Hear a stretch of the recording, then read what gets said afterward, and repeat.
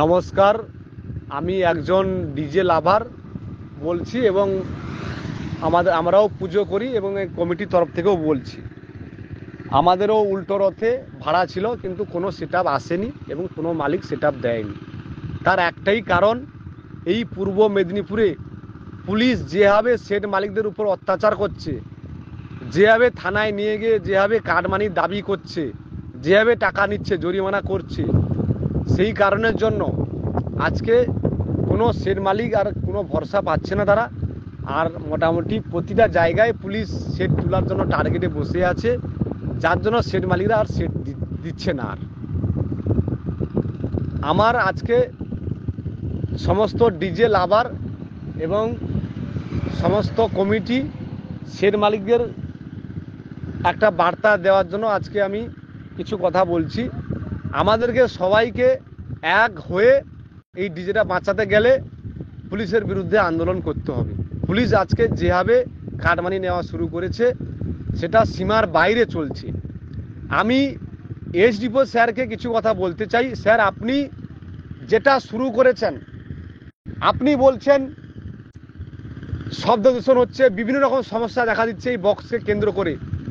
তাহলে স্যার, আপনি কি দেখতে পাচ্ছেন না আজকে বছর বছর ধরে গাঁজা ব্যবসা করছে, বেআইনি মদের ব্যবসা করছে, কত লোকের লাইসেন্স আছে, কারোর লাইসেন্স নাই।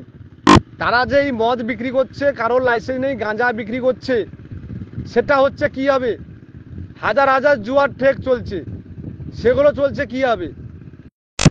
আপনার তো সেটার বিরুদ্ধে কিছু স্টেপ নেননি। আমি এসডিপো স্যারকে বলছি, স্যার আপনি পূর্ব মেদিনীপুরে গাঁজা আর এই যে বেআইনি মদ যে বিক্রি হচ্ছে ওইটা বন্ধ করে দেখান, তারপরে আমরা ভাববো ডিজে বক্স চালাবো কি চালাবো না। আপনার নাকের ডগায় এইগুলো চলছে, আপনি জানেন ভালো হবে, তাও চলছে। সেটা কিভাবে চলছে?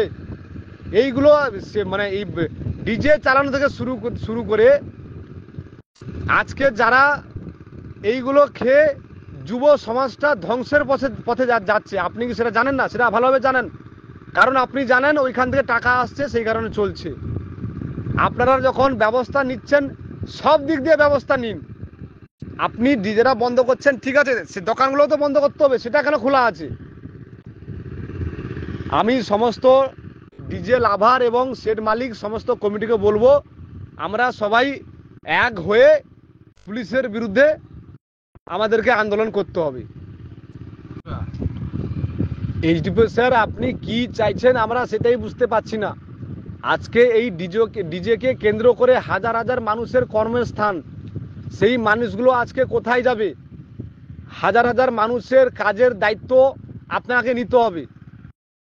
আজকে যে মানুষগুলো এত টাকা খরচা করে এই ব্যবসাটা করতো, সেই মানুষগুলো এই ব্যবসা করে তাদের সংসার চলতো, সংসারের দায়িত্ব স্যার আপনাকে নিতে হবে, না হলে হবে না।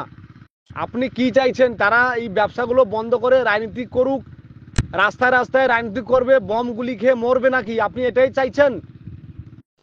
আপনাদের চোখের সামনে মোটামুটি হাজার হাজার দোকান, যাদের কোনো লাইসেন্স নেই, তারা বছর বছর ধরে মদ ব্যবসা করছে, গাঁজা ব্যবসা করছে, জুয়ার ঠেক আপনারা জানেন আজকে হাজার হাজার বছর ধরে চলছে।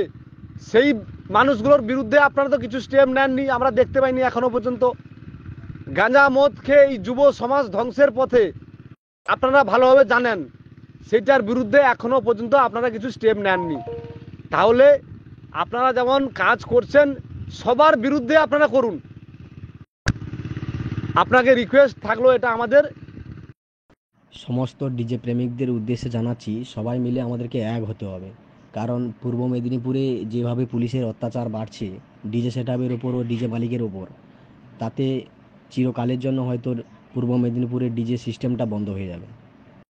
অথচ পুলিশেরা প্রত্যেকটা গ্রামের মোড়ে মোড়ে গাঁজার ঠেক, মালের ঠেক, মদের ঠেক বসিয়ে রেখেছে, সেখান থেকে প্রতি মাসে মাসে টাকা তুলছে। সেগুলোতে কোনো সমস্যা হচ্ছে না, যত সমস্যা হচ্ছে ডিজে বাজানো নিয়ে।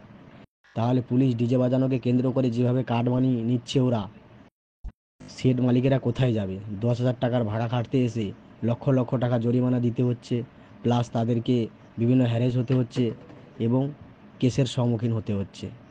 তাই সমস্ত ডিজে প্রেমিকদের জানাচ্ছি সবাই মিলে এক হয়ে একটাই আমাদেরকে ডিসিশন নিতে হবে যে আমরা আর কোনো ভোট দেব না, টোটালি আমরা ভোটটাকে বন্ধ রাখবো। সবাই মিলে আমরা ভোট দেব না, ভোট বন্ধ রাখবো। যতদিন না আমরা ডিজের কোনো সুরাহা পাচ্ছি ততদিন আমরা কেউ কোনো লাইনে ভোট দিতে যাব না। সবাই মিলে ভোটটাকে বন্ধ রাখবো যতক্ষণ না আমরা ডিজের কোনো সুরাহা পাচ্ছি। অথচ সব জায়গায় বোমা বারুদ বন্ধ, বাজারে কোনো বোম বিক্রি হবে না, এ হবে না সে হবে না। অথচ পার্টিগত সমস্যায় যে পরিমাণ বোম ফাটছে, তাহলে ভেতরে ভেতরে সব বোমা বারুদ সাপ্লাই চলছে, আর ওপরে ওপরে বলে রেখেছে বারুদ বোমা ব্যান্ড। তাহলে পুলিশ কোন কাজটা ঠিকঠাক করছে? আর অথচ ডিজের কাজটার সময় যত ওদের সমস্যা।